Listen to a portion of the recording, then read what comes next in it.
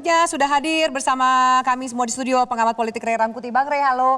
Selamat sore. Sore.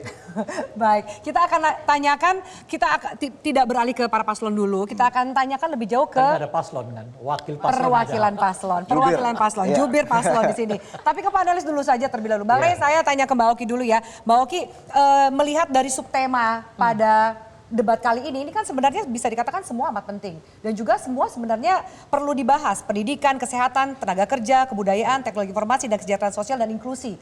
Berkaca dari debat sebelumnya banyak yang mengkritik bahwa pembahasannya kurang substansial. Ya. Banyak gimmick. Apa yang bisa diharapkan dari masing-masing paslon pada debat pada malam hari dengan subtema yang masing-masing punya isu dan mencari solusi? Kelihatannya subtemanya memang banyak, tapi sebenarnya ini saling terkait dan tidak bisa dipisahkan. Misalnya pertama inklusi. Inklusi itu semestinya bisa langsung digabungkan dengan cara kita melihat pendidikan, sumber daya manusia, kebudayaan, kesehatan, dan sebagainya. Inklusi seharusnya menjadi approach dalam setiap pengambilan kebijakan, apapun isunya, apapun sektornya. Jadi itu otomatis akan terlihat apakah masing-masing paslon sudah memiliki prinsip inklusivitas dalam setiap programnya. Lalu yang kedua, soal kesejahteraan sosial. Kesejahteraan sosial kan nanti imbasnya bisa langsung terlihat dalam ketimpangan akses pendidikan, ketimpangan akses dalam sumber daya manusia, itu juga langsung terlihat. Belum lagi kalau kita bicara teknologi informasi, kebudayaan juga.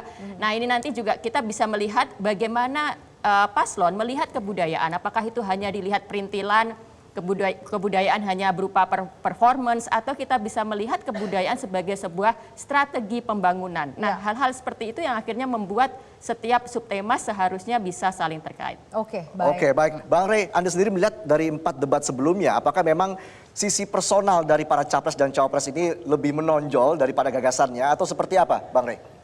Ya, sebetulnya sangat tidak mungkin lah kita bisa mendalami isu dengan 6 tema seperti sekarang ini ya. Pasti itu yang datang dan tiba hilang begitu saja, sebab dari satu tema ke tema lain itu sangat bergantian gitu. Maka sebetulnya menurut saya kalau ada yang mengatakan kritiknya nggak begitu banyak substansinya, ya memang harus baca visi misinya, nggak cuma hanya didengar nonton melalui debat aja. Iya, makanya kalau bisa justru di debat ini adalah mempertanyakan yang kita nggak tahu ada di visi misinya gitu. Itu pentingnya debat itu sebetulnya kan. Kalau cuma menanyakan yang ada, ya nggak usah ditanyain mau ada di visi misinya. Dengan waktu yang cukup singkat. Justru karena itu, kan misalnya melakukan negasi, mempertanyakan rasionalitasnya, objektivitasnya, itu pentingnya debat ini gitu. Anda menulis di visi misi begini, tapi menurut saya begono, kan misalnya begitu ya. Terus angkanya sekian, realistis nggak sekian gitu.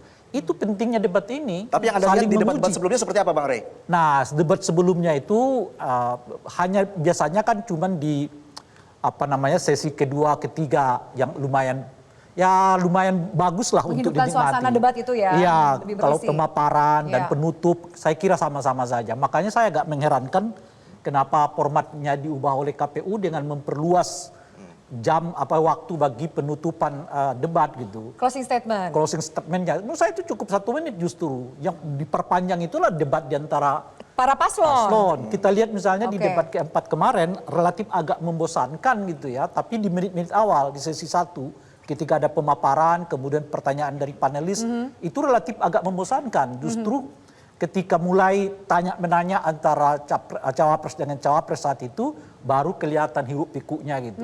Nah justru menurut saya yang agak monolog itu diperkesempit. Yang diperluas itu adalah dialog di antara mereka. Paslonnya yang ditantikan. Padahal ini juga sangat penting untuk swing voters menentukan pilihannya begitu ya. Iya, karena di situ kita mau mempertanyakan kenapa dan mengapa, sejauh apa gitu. Oke, baik. Pemirsa, selain di layar Metro TV, perhelatan debat terakhir calon presiden 2024 juga akan disiarkan di channel 2 dan 3 YouTube Metro TV. Di channel 2 akan ada rekan Valencia Melswinsi yang nanti akan berdialog dengan para pakar kesehatan, Berlian Idris, lalu pengamat politik Henry Satrio, ada influencer Razif Barokah dan juga para pemilih Gen Z. Sementara di channel 3 YouTube akan ada channel live streaming khusus anak muda milenial dan Gen Z untuk mengawal debat perdana Capres 2024 dengan narasumber CEO Proud Project Iqbal Haryadi. Anda bisa menyaksikannya di YouTube channel Metro TV News, medcom.id, serta akun TikTok @MetroTV, akun Facebook @MetroTV, serta X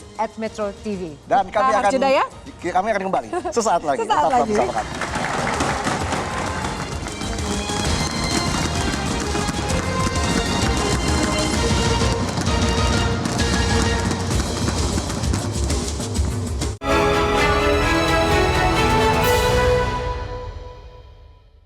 dipersembahkan oleh